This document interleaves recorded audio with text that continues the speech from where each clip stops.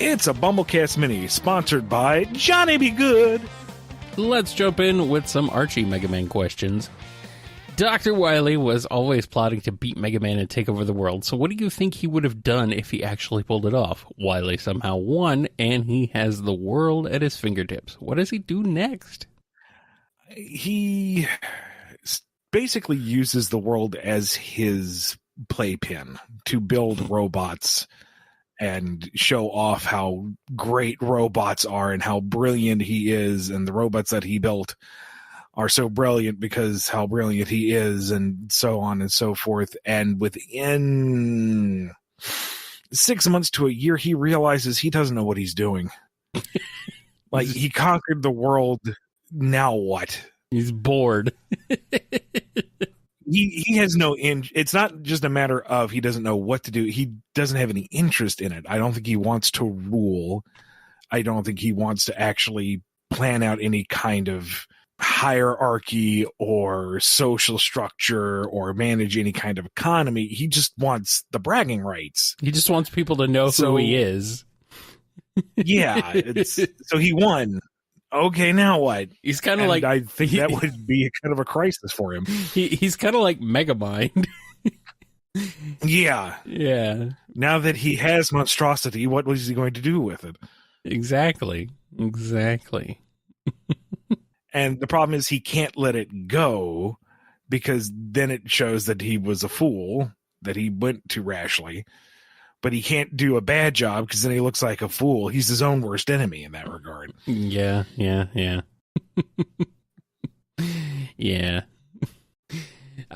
Pretty much, I agree with you on that one. He's like, he just loses it. He's like, I don't know what to do. It's like, I need somebody to run the world for me. It's like, well, he could have just left it alone. Oh, well. He rebuilt his Mega Man, and he's like, all right, look, I need you to win, but I need you to be a bad guy about it, so I can beat you and be the good guy, and then in my magnanimity, give the city back to everyone. Can we work this out? We have a deal.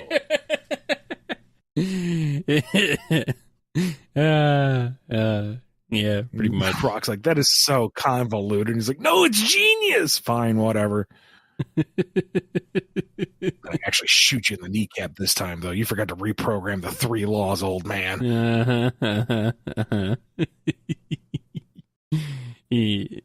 How do you feel about the not totally confirmed but likely theory that Sergis and Isaac were actually Dr. Wily after he converted his mind into a body-hopping virus? That makes the most sense to me, especially since we see the Wily virus mutate into the Sigma virus. Sorry, the Wily virus into the Maverick virus into the Sigma virus, and it's a virus. It's like, in the most literal sense. It mutates, so it's all the same. It's like, they're all the same lineage. Whatever. In my mind, I feel like it's the next logical step in the dichotomy between Dr. Light and Dr. Wily, where Dr. Light is a stable semi-digital consciousness. It's kind of hard to say just how aware the holograms are, but he's still intact, and he's there to serve X and the others as they come across him. Whereas Wily endures, but as this fractured, mutated, inconsistent thing that feeds off of the robots that he infects. And I feel like that's just a perfect dovetail at a classic. Yeah. I like that a lot. What if time? The year is 22XX. Seal is searching for a Reploid hero from the past to save them, only to find a capsule containing Wily's other masterpiece, Woodman. Seal's cyber elf shrugs and gives the robot master an upgraded body. Naturally, it's still mostly made out of wood. Does Woodman Zero stand a chance, or is he mulched? I mean, Woodman the original Woodman fell to... Woodman is the hero we need and deserve. The original Woodman could be taken out by a Mega Buster in the classic era. 200 years of upgrades. He should be mulched, but that's not the fun answer. No, no, no, no, no, no, no, no, no. He is like the epitome of nature and science combined in one. Oh, yeah. How is that wooden shield able to deflect nuclear blasts? We don't know. How is that wooden katana able to slash through 30 meters of concentrated armor? We don't know.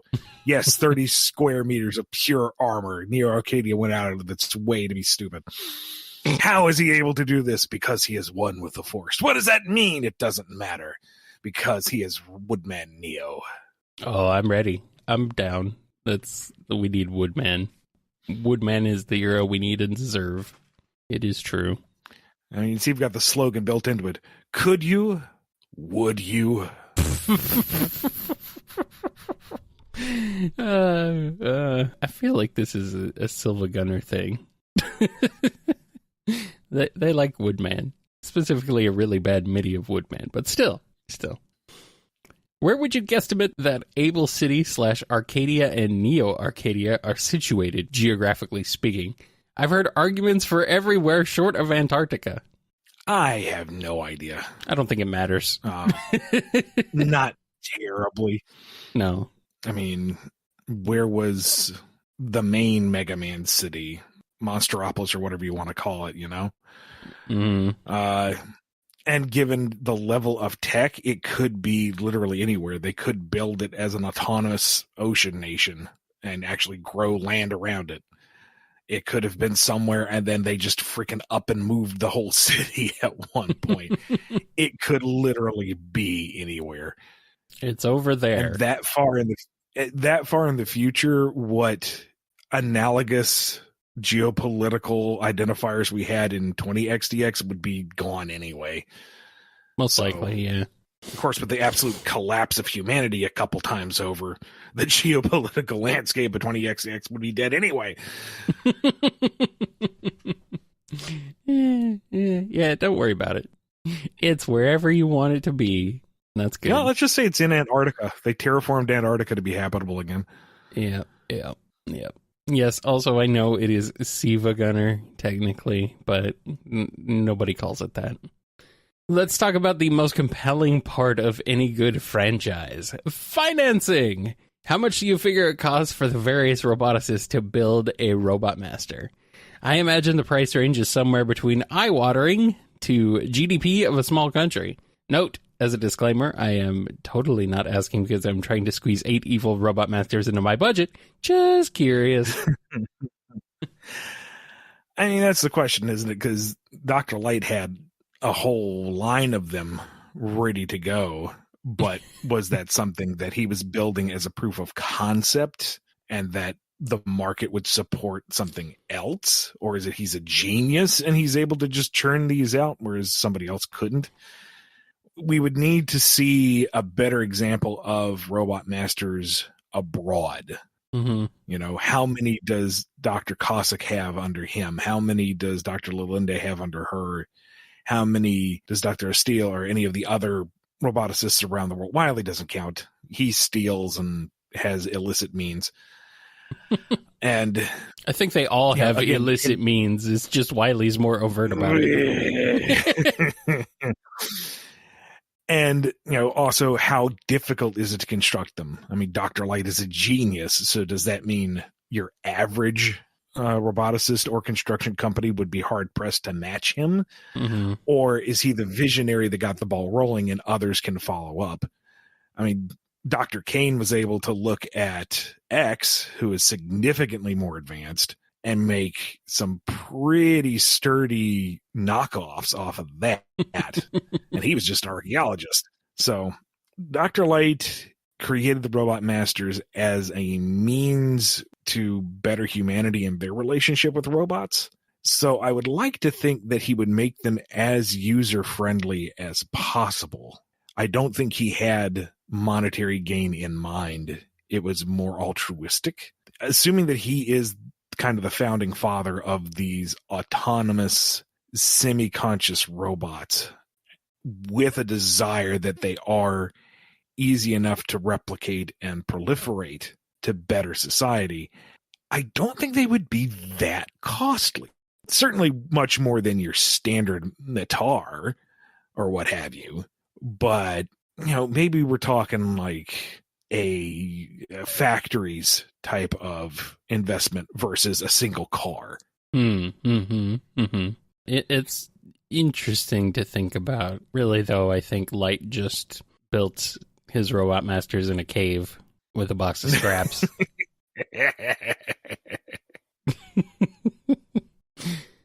The online description of Blizzard Man says he won 3 gold medals at the Robot Winter Olympics. Good for him! How do you think the other Robot Masters would fare if they competed in the Robot Olympics? Normal or winter versions? See, this begs the question, are the robots specifically designed for the Olympics?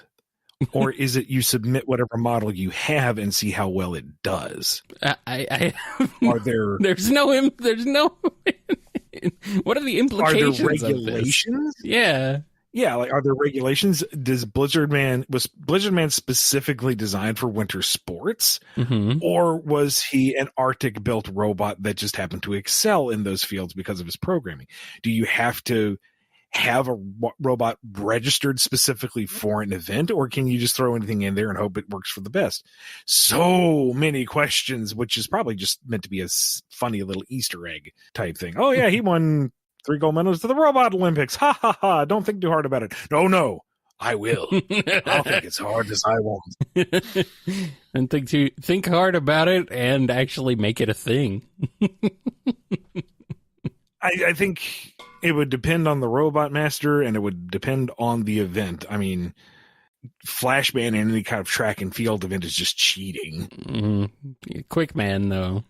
Quick Man to a degree. I mean, that's what he was designed for, so... Can Centaur Man run in the 100-meter dash? Does that... Could, if he wants.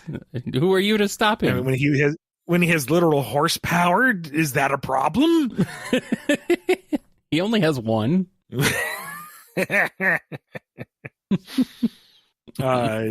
What about the rare but still established robots that have a copy chip and can take on the traits of other robots and could possibly win every event ever made? Is that fair? Is that legal? Probably not. Get the commission in on this to get a ruling. I got one from the chat here. A Metal Man got banned from Discus. He got a little too excited and started throwing them everywhere. Terrifying. So was Magnet Man. He just put the shot put into orbit. You don't want Elect Man to be in your swimming competitions. I'll tell you that much. Terrifying. Countries go to war. Who gets to recruit Strike Man for their Olympic baseball team? Yeah, pretty much. Everyone's just confused about what Sheep Man can even do. And yet he wins everything he enters because he's Sheep Man. Don't be jealous of Sheep Man. Speaking of Mega Man 6 robots, one of the original characters in the comic that I liked was Dr. Estil, the creator of Plant Man. Did you plan to introduce the designs of the other Robot Masters that got hijacked by Mr. X? Yes and no. I did want to further explore the world of the roboticists in this kind of landscape and give an origin for some of these kind of wayward Robot Masters. I didn't want every single one to have like an established presence and backstory, though. I didn't want to overload the extended cast for the sake of having a name attached to a Robot Master. So some would be just kind of there as the footnote, as the excuse, as the cameo to establish it. Someone in the background to be menaced by Dr. Wily. Not everyone would get the Dr. Estil or Dr. Lalinde treatment. I'm glad you brought in Plant Man early. You brought in all the good ones early. So, good job. You brought in Pharaoh Man, you brought in Plant Man, you brought in Splash Woman. You did good, buddy. You did good. I approve. Since they were not human creations, do you suppose the alien robots like Shadow Man, the Star Droids, or Duo had free wills closer to the later Reploids than the Robot Masters? Whether or not they had DNA souls is a whole other bag of worms. Yeah, let's leave that bag closed. I don't know, and that would be fascinating to explore. Like, were the Star Droids autonomous but in service to something else? Like, do they act like they have free will, but they are actually part of a greater plan? Is Duo totally free will, or is he completely driven by his function to destroy evil energy? And who in the world put him on that task, you know? It would be an interesting thing to explore. Given the dynamics of Duo, I'm inclined to believe that he was fully autonomous, fully aware, sapient. There we go. Mm-hmm. A la the Reploids. But I think you could make an interesting case for each and every one of them to say one way or the other. With Shadow Man and the general thinking I had with the Kupia droids, they would be more akin to robot masters, slaves to Ra Moon and the other stuff. But I don't know. It would have been something to tackle when we got to those, and I hadn't fully pulled on that thread. Yeah. All right, we got one last Mega Man question. Considering that he was biding his time until the Earth had more technology he could control, do you think Ramoon and his minions would have been even more dangerous if he waited until the Mega Man X era to make his bid for world conquest? Yo. Just imagine Raw Sigma. Oh, no. But also, oh, yes. On evil Pharaoh Sigma. That is a rad image. That's also terrifying. Your various Ra Mavericks, each having that kind of Eye of Horus upon them. Mm-hmm, mm-hmm. Or I guess Eye of Ra. That would make more sense. Mm-hmm. And, it would more or less, it would follow a lot of the same beats as the Maverick virus, I guess, but it would be a little less of mental instability in some of them and more just like a full loss of free will. So everyone would be Storm Eagle, I guess, in that situation. But yeah, you would have a significant number of more dangerous Reploids and technology in general, with a society even more reliant on it. So yeah, it would have been a bad time, which is to say freaking awesome. And now I want to explore that, and I don't have time to do that. So why do you put these ideas in my head? Oh, God, Ross Sigma. Just that alone. That is so freaking badass. That is so rad. So rad. I love that. Love that. Oh, man. Oh, man. There's so many colony droppings. All the colonies are dropping. Oh, no. Or the colony's the only place safe because they're just outside of Ra Moon's influence. Oh, maybe. Ooh. And then you get this whole kind of like Side 7 Gundam-esque civil war going on where the colonies are the only place safe. But why should we, robots, who are the most in danger, cater to these humans who can't survive in space? Maybe we should just let them down on the... Oh, my God. You write this for days. Oh, this is good stuff. This is the good stuff right here. I miss this book so much, Ian. I miss it. Please, I want it. I miss Mega Man. Like, what the heck is up with this? What is why are you the way you are, Capcom? All right, we got some Sonic questions now because of course we do. It's a BumbleKast. We can't escape Sonic. Does anyone in Silver's future know that he travels back to save them every time something goes funny in the time stream? Hard to say because we don't know a ton about Silver's future. Like the only two people he ever interacted with that we saw were Blaze, who went back to her home dimension and they forgot about each other, and Mephiles, who is like super dead. Mm-hmm. So like, does Silver have friends that he has to reacquaint himself with each time he comes back? Is he, painfully alone each time he goes home and says, the future is safe, but I have no one to share it with? How sad. It's a good thing he's stuck in the present day. He has lots of friends there. He doesn't need to go home. Nah. Just leave him there. Oh, yeah, that's kind of depressing. I miss his friends Gold and Dr. von Schlemmer, but Yeah. bring them back. Challenge time, not for you, but for Eggman. How much trouble do you think the bad doctor could cause if he restricted himself from using any of his typical badniks, mechs, or death machines? What would his next go-to strategy for world conquest be? There's a little more to that. Oh. If you need a justification for why Eggman would go to all this extra effort, it's because Sonic implied he was getting stale, and Eggman took that personally. For some reason, I thought that was another question. Yeah. Are we saying, like, he can't do an egg fleet? He has to go, like, with standard badniks? He can't use, like, mass-produced egg pawns. It has to be specific Uber bots like Metal or Mecha? Or are we talking he can't use robots? He's got to find another means of conquering the world. Because I could see him focusing on one particular branch of his style just to show its versatility and virility against Little Blue Hedgehog. If he had to branch out, it'd probably be just another twist on the whole Eggman has unearthed an arcane power.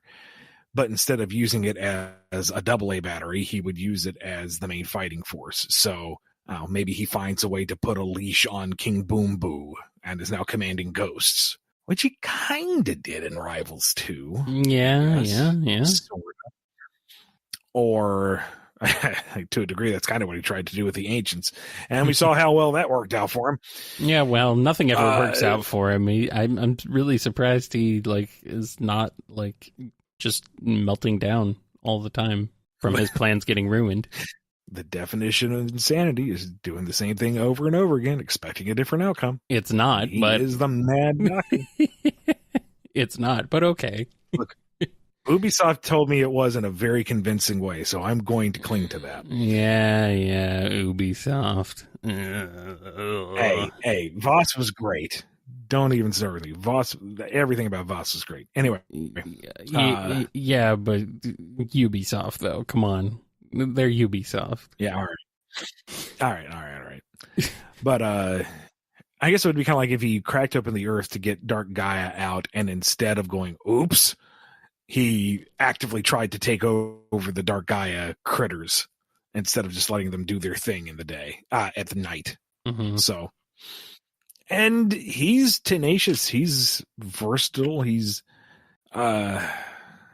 can be flexible with his plans in some ways at some times. So he'd be able to cause a problem one way or the other, I think. Well, yeah, he's determined to cause problems. So of course he would.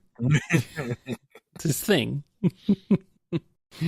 And we got one last question. I know you're used to questions about Scourge and Moebius, but what do you think an anti-version of the Mega Man timeline would look like? You'd have Dr. Light, who is an absolute scumbag and grifter. Yeah. Who is trying to mass market his robot masters as a means of taking control of the robot workforce. Oh, yeah, sure, they can help oversee your day-to-day needs and your various construction projects, and then I flip a switch and the world is mine. Now you got your bratty rock and roll who are kind of his enforcers. They hate him, but he gets the job done, and eventually they'll take over the world from that old man. He's mortal. Mm-hmm. And you have kindly benevolent loves all mankind, Dr. Wily, who keeps stealing the robot masters to try to reprogram them for good. Nobody believes him that Dr. Light's a con man, so he'll just have to save the world from itself. And Dr. Light doesn't take kindly to his material beings being stolen. Mega Man, I need you to go blow up my shit. So he does, mercilessly. He doesn't steal the Robot Masters, he rescues them.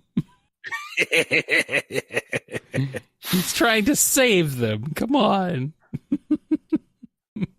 And Proto Man still ran away from home, but it's not because of a misunderstanding. It's because he just does not like that old man. Yeah. Is he still morally gray, or is he more heroic? Well, I mean, that's the thing with morally gray. You can't really flip it one way or the other. I mean, I guess that's true. It's just he's a little less inclined to pull his punches on that mega dweeb. It's true. It's a good point. At some point, though, Wily finally makes his ultimate hero base. Yep. And then his other most ultimate hero, Zero.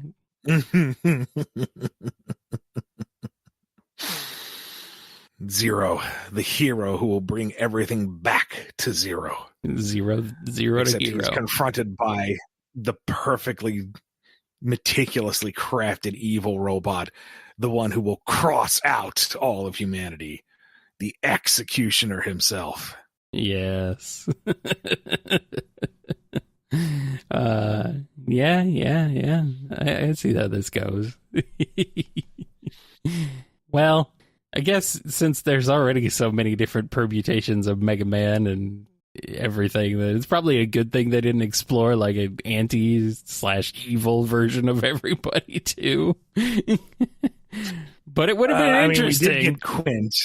Well, yeah, but we did get Quint, and there's been like 2 or 3 semi-official anti-X's out there. Yeah, so. but we didn't get a whole like alternate universe where everything is mirrored evil mirrored evil and good. The evil energy universe. There you go. Yeah, we didn't get that. The ratio of good and evil energies is inverted. Yeah, we didn't get that yet. But that'd be fun. But I think I'd rather devote my time to Raw Moon coming out 100 years later. That's fire. I like it. That's good stuff right there. That's the good stuff right there. Yes. Thank you to Johnny B. Good for sponsoring this BumbleKast Mini. If you want one of your own, head over to patreon.com/BumbleKast, Ko-fi.com/BumbleKast, or become a YouTube member. Be good to yourselves, be good to each other, and we will see you next time on the BumbleKast. Catch you later.